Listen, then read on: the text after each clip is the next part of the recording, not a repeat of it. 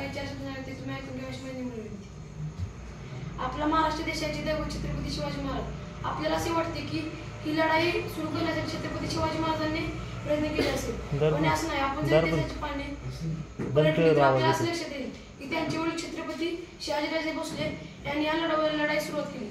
जेव्हा शहाजीराजे भोसले निजामशाहीत होते तेव्हा दरवेळची भोसले घराणे हे खूप कर्तबगार घराणे होते, पण या कर्तबगारीची चीज झाली नाही. त्यांच्या नात्यातील मालोजीराजे विठोजीराजे यांचा एका लढाईत मृत्यू झाला. एवढेच नव्हे तर त्यांची पत्नी जिजामाता यांच्या या वडिलांची भरदरबार हत्या करण्यात आली. याचा काहीच फरक निजामशाहीवर पडला नाही.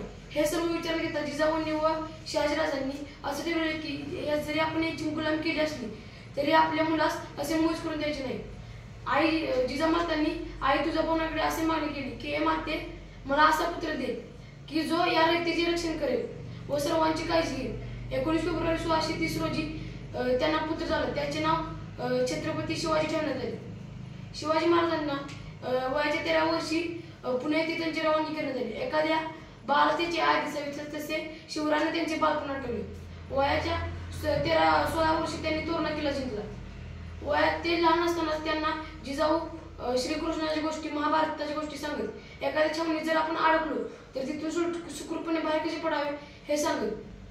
छत्रपती शिवाजी महाराजांकडे जास्त धन संपत्ती पैसा नव्हता, पण त्यांच्याकडे जीवाला जीव लावणारी माणसे होती. जसे की हिरोजी इंदुरकर आपली सर्व धन संपत्ती आपले घर विकून रायगड किल्ला बांधला. पण शिवरायांनी विचारले की तुम्हाला काय पाहिजे, पण ते म्हणले मला काही नव्हते. एका दगडावर त्यांनी लिहिले की सेवेशी तत्पर हिरोजी इंदुरकर. पण हे माणसे असतानाही काही हरामखोरांनी त्यांच्या जीवनात विष टाकले व शिवाजी महाराजांचा रायगड किल्ल्यावर मृत्यू झाला. व त्यानंतर मराठे खचले नाही. त्यानंतर छत्रपती शंभूराजांना गादीवर बसवले. छत्रपती शंभूराजांच्या कर्तव्याविषयी आपण उद्या माहिती